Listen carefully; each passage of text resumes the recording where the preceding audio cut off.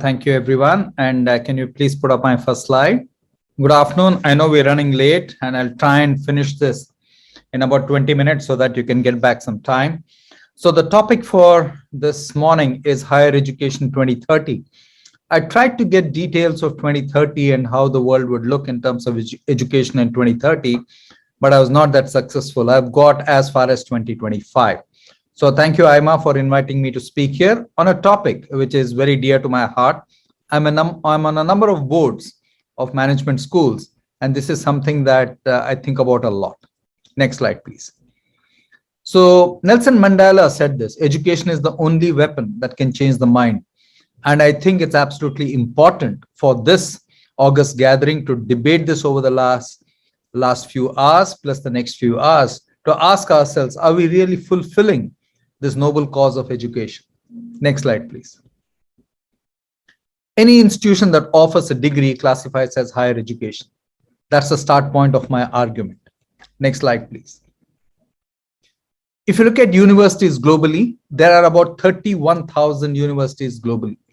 And if you look at the list of countries which have more than 1,000 universities based in that country, India leads the pack. India has 5,300 universities. USA is the next best at about 3,200. Then you have China, Indonesia, etc.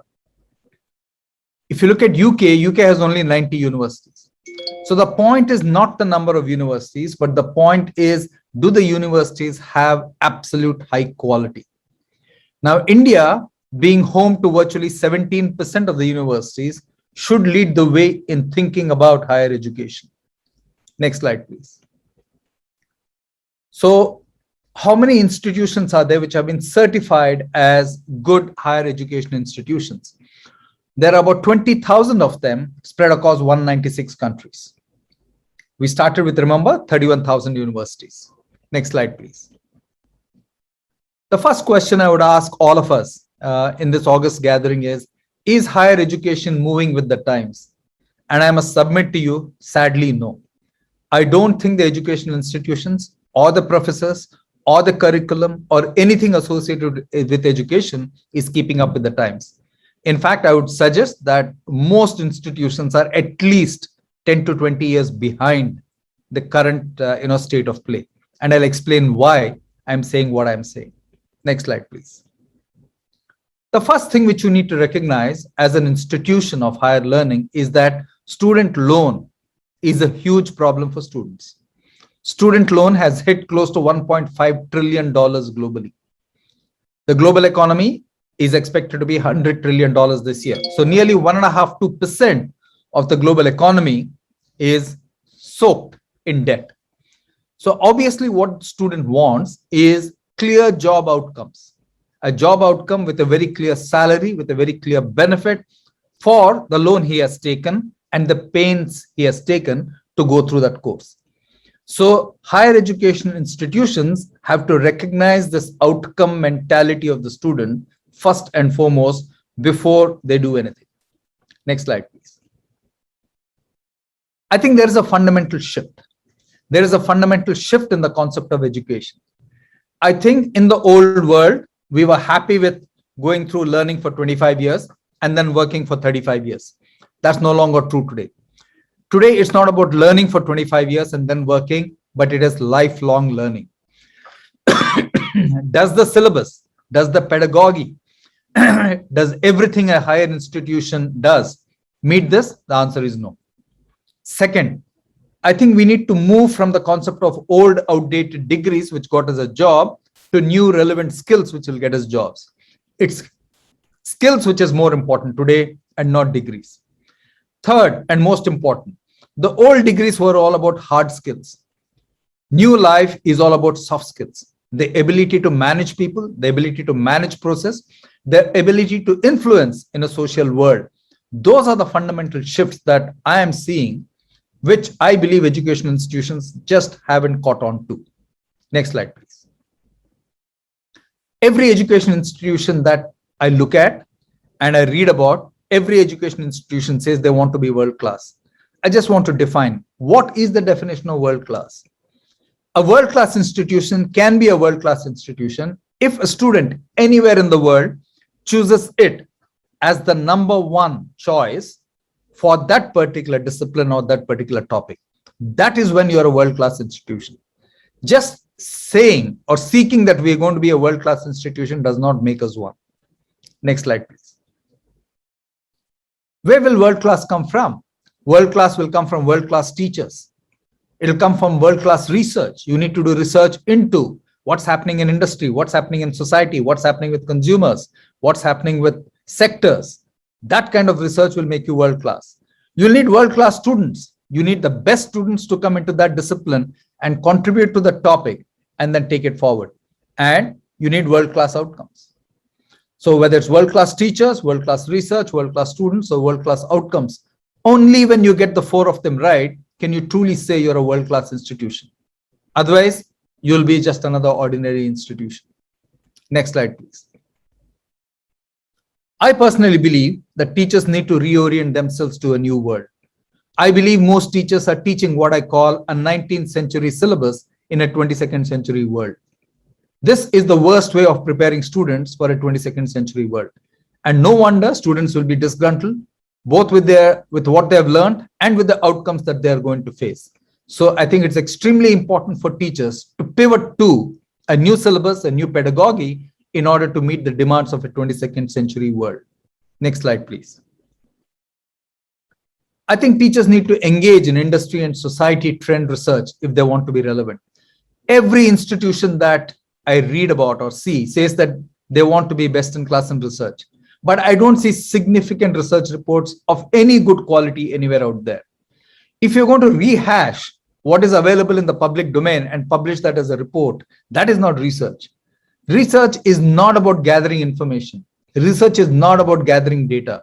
Research is about being insightful for a future world. I think the number of professors, the number of institutions which are truly insightful about a future world is down to maybe a handful. So if you really want to pioneer something, if you want to be an institute of higher education and not be in disarray, I would seriously urge you to be insightful in your research and not data gathering or information gathering in your pursuit. Next slide, please. Another thing which I personally believe that the educational institutions need to rethink. You need to rethink a lot of your fundamental tenets of how you run your business or run your institutions. One of the things you really need to ask is tenure an outdated concept today? Neither loyalty nor longevity is a concept either for the company or for a manager in a company. The average age of a company used to be 60 years in 1960. Today it is 12 to 18 years. No employee stays for more than 4 years in a company. So ask yourself, what are you getting by giving tenureship to a professor who can continue? He continues or she continues, and what does he or she do? Pretty little, if you look at it. So I seriously would ask you to challenge your concept of tenure. Tenure is like, pension and, retired life. Is that what an education institution should be teaching in a future world? Next slide, please. I believe there can be absolutely no progress till industry and academia come together. Industry wants finished products as and when they come into industry. Academia thinks that they need to finish some degree of theoretical knowledge, and then the industry will train them for the next 12 to 18 months. There are already MBA schools which are now going into 15 months. There are already MBA schools which are into 12 months. There will be MBA skills courses which will be into 6 months. I think the whole concept of a fixed tenure degree will be up for challenge in the coming decade.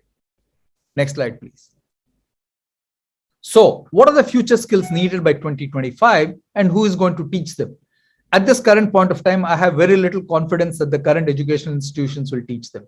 I think they're just not equipped. The professors are not equipped and the syllabus is not equipped, unfortunately. Next slide, please. So what are the future skills according to the World Economic Forum? These are skills required for the year 2025. I've bucketed them into 4 areas: problem solving, self-management, working with people, and technology and design. Problem solving is the biggest area.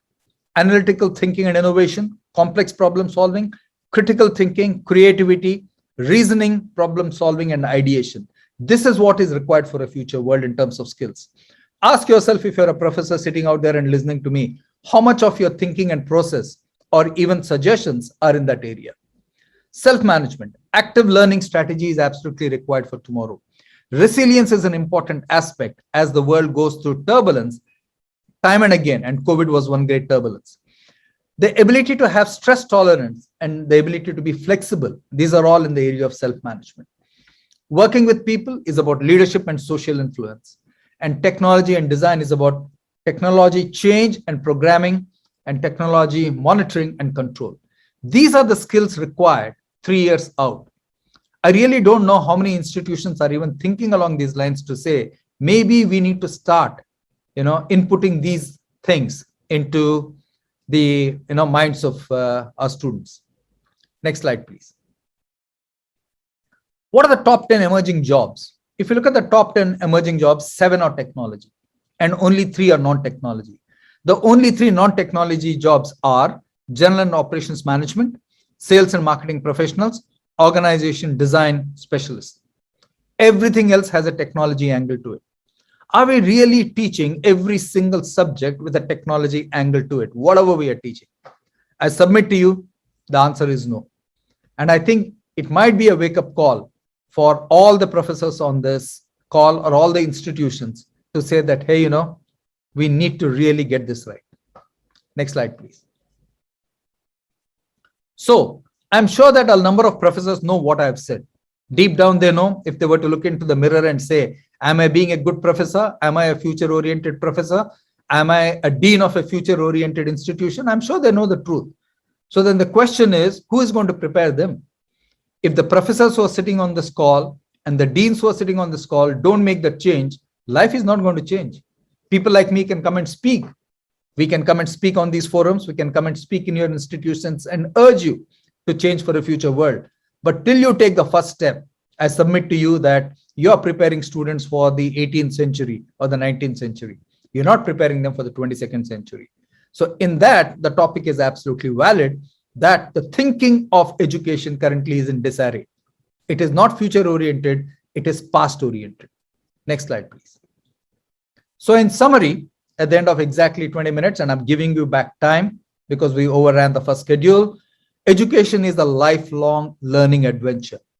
Till you as a professor, till you as an institution, till you as a director of the institution or a director of the institution, recognize that education is lifelong. It is not 25 years. It is not 5 years that they are with you.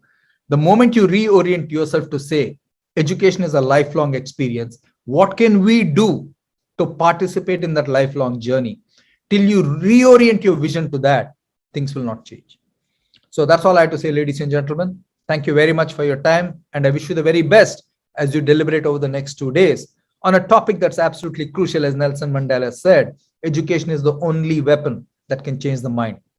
And you are the masters of that weapon, and you should use it well. Thank you.